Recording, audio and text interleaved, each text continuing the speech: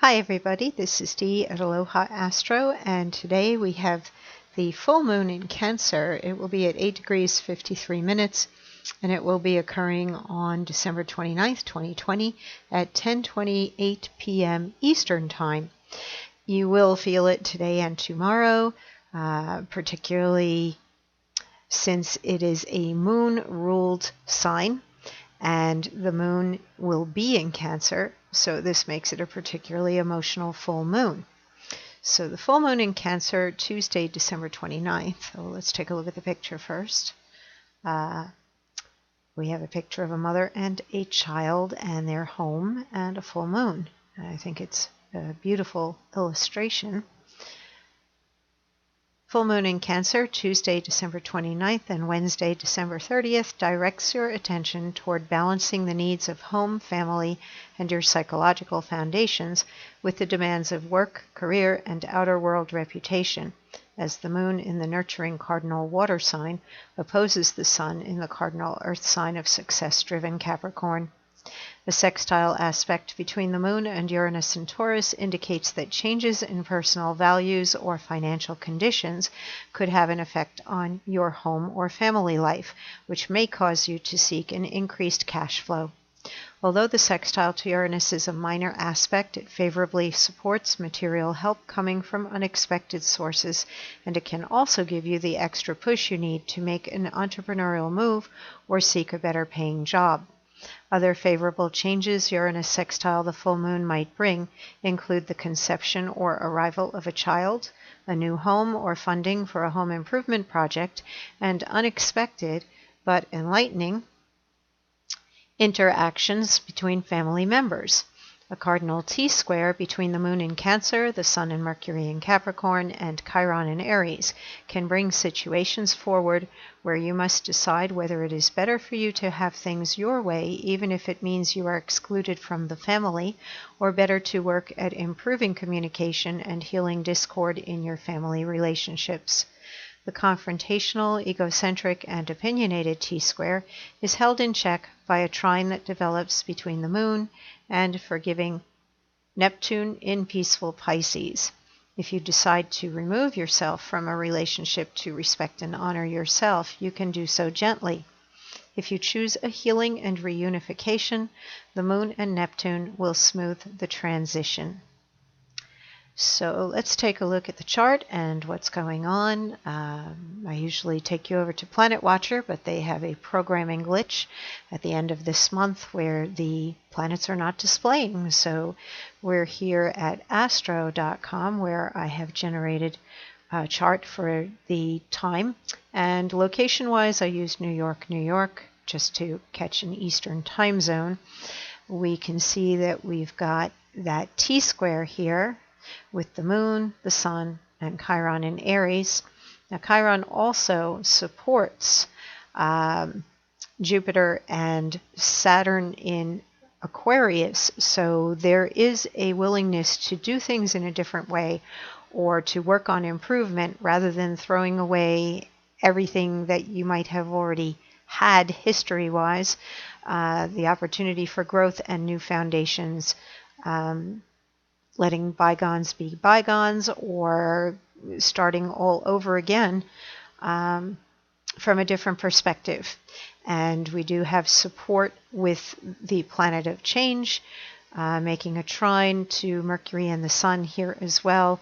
So we're getting that indication of willingness to work at changes coming up in a couple of different places, and even the trine between Venus in Sagittarius and Mars in Aries is showing some optimism and some hope and a willingness to take action on improving relationships or just making things better between people.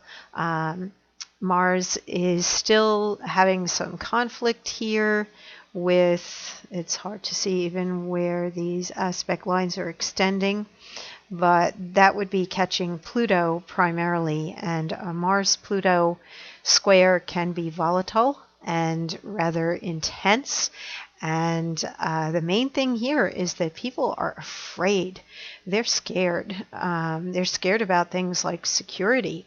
and reputation and not having what they're used to having, and they're ready to defend their stance or hold on to what they have or consider anybody else asking them to do things differently. There can be a lack of trust in new things with this square.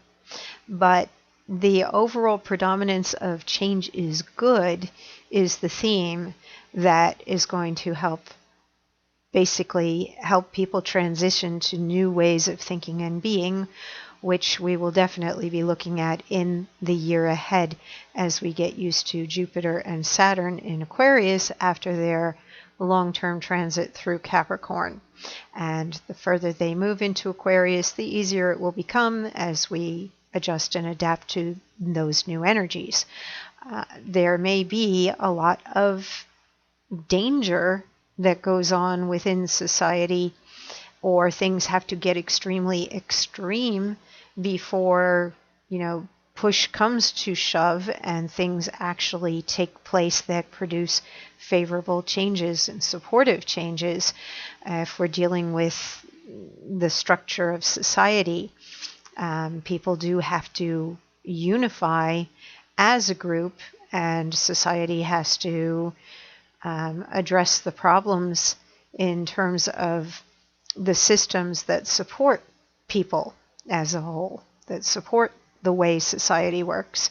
And definitely the ways that are wrong and do not work can be seen through that T-square with Chiron in Aries, that some people definitely are not being cared for and not receiving the support they need. And people in power have the ability to change that, and they need to listen to the populace in order to better serve the needs of the many rather than the few. So we can expect that there may be demonstrations yet to come and other upheavals. Yes, okay, we're past an election, but there's still much more coming up ahead in terms of society adjusting and adapting to the changes that we've been through this year. This past year has been an intense year, and people are still dying at an alarming rate, and there are still a lot of people who do not want to acknowledge that, which is disturbing. And some of the denial of things comes through Venus in a square to Neptune. Maybe some people have not had anybody they love be affected by this pandemic, but it's rather cavalier and I would think neglectful and even disrespectful to deny that there isn't something actually going on and that people aren't actually being impacted by it. Everybody, of course, comes from their own perspective, but hopefully as we are moving through a full moon in Cancer, whose words are need and feed and are about nurturing and growth and support, the imbalances within society and the help, the imbalances will be adjusted, and the help that people need to take care of their families and to remain in their homes will be addressed. And if it requires some activism, we have plenty of energy from activating planets right now that can make that happen. So to do what you can to be kind and supportive to other people and share the things that you have. If your own needs are extreme or your boundaries are being tested, don't be afraid to be vocal and to go to people in authority and express your concerns, or to reach out for help from any programs that are already in place that could help you. So that's what we have going on in here. It's a mixed bag. There are some favorable trines and sextiles that all point toward change, and that there can potentially be improvements. There are some harmonizing aspects that help people get along. And then there are also some potentials for some disappointment or disillusion, possibly too if there are changeovers in your love life. Venus square to Neptune can be an unrequited love, or, gee, this wasn't what I thought it was going to be. And then the decision has to be made as to whether you continue to work at the relationship and yourself. And sometimes, forgiveness and sacrifice is a necessary part of that. And that is something that you'd have to decide for yourself individually, whether you are in a situation that is healthy or not healthy, and what your motivations are for staying or leaving. But be aware that there's symbiosis under the energy of Cancer. It's never just about one person. And I'm thinking of the expression, people who live in glass houses should not throw stones. That is something that Mercury conjunct the Sun in Capricorn, which can be quite judgmental and critical, in that T-square might make you more aware of, what is your role in any particular situation, and what are you going to do to improve things, or is it best for you to not be part of it all, whatever that might be. But you will have to figure that all out for yourself. And Mars, while it's still in Aries, gives plenty of time over the next couple of weeks for action. We'll be moving into Taurus later in January. Forget the date exactly, but I'm pretty sure by the time we get to the new moon, we'll be looking at a shift here in terms of the Mars energy as we leave the more aggressive, self-assertive Aries and move into the more sensual, security-oriented, materially minded sign of Taurus. And Taurus generally does want some peace and harmony and everybody to be comfortable and safe. We may see greater support coming possibly governmentally as we move into January and February, and Mars comes out of Aries and moves into Taurus, and people's needs may be better met. Some of the improvement may also be in the numbers in terms of illness and death. Perhaps we will see that there's less to be worried about and more to be grateful for, and more improvement in people's health and ability to get out into the world as well. Less isolating energy, and perhaps literally the herd immunity will start to happen as people are vaccinated. So that's what we have going on in the chart right now. Let's read the Sabian symbol for the degree of the moon. We round up from 8 degrees 53 minutes to 9 degrees. Phase 99, Cancer at 9 degrees.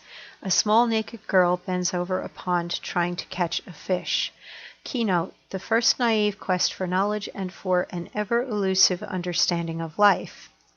The small naked girl symbolizes the innocent and spontaneous mind, as yet unclothed in cultural patterns and unrestrained by don't, trying to satisfy its curiosity about what seems mysterious and fleeting. In a sense, the pond is the infant's mind with a very limited scope of consciousness, yet eagerly reaching out to catch the swift and elusive first realizations of the meaning of life. At this fourth stage, we are confronted with the nascent curiosity about knowledge, a curiosity which makes the little mind reach out in spontaneity rather than merely imitating the elders. Whenever a person is confronted with this symbol, he or she should realize that there is much value indeed in simply reaching out with a pure and unconditioned mind to the most elementary experiences which natural life offers to us. The key here is purity in understanding.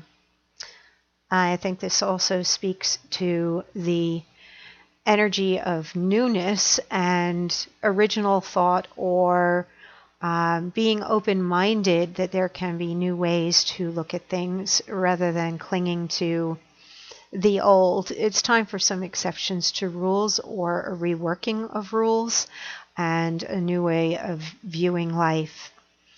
And the innocent childlike energy, Cancer does rule the fourth house of home, family, particularly the mother and the symbiosis of mother and child, nurturing and sustenance.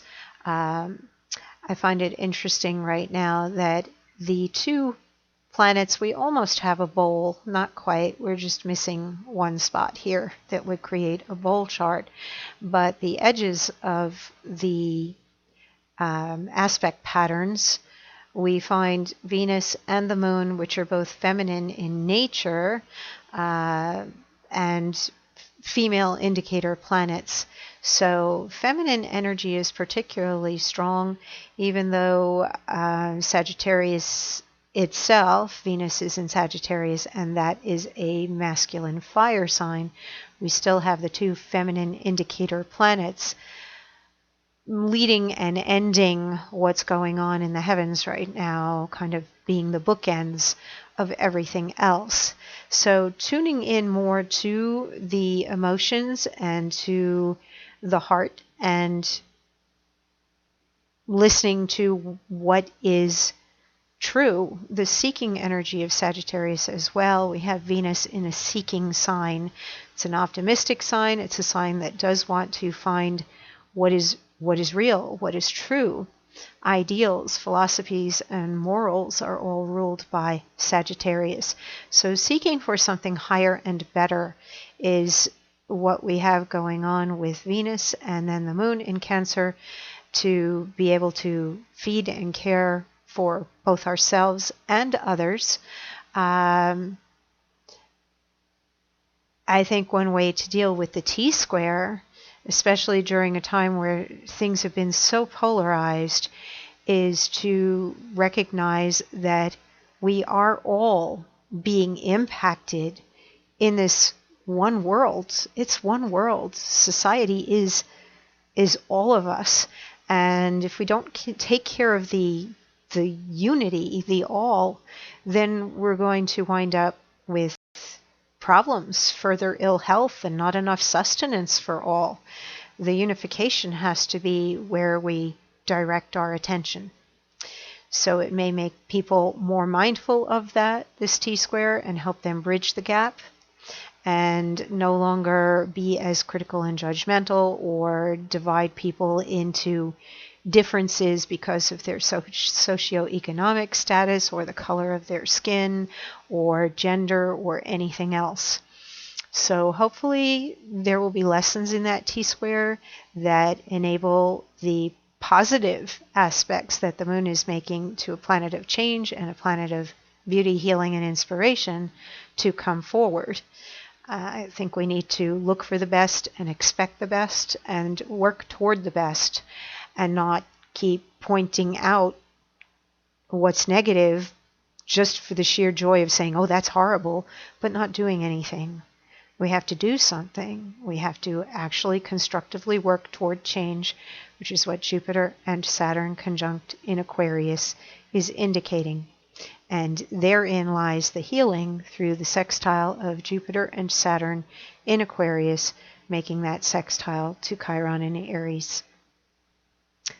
Anyway, Happy New Year, everybody. We are approaching that magic day on the calendar when we have a new year, 2021.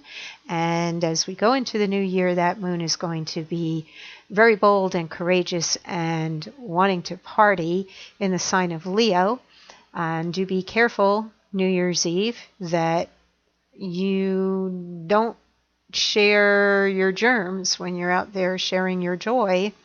Stay safe and be mindful and respectful of other people's health and safety as well. Take care.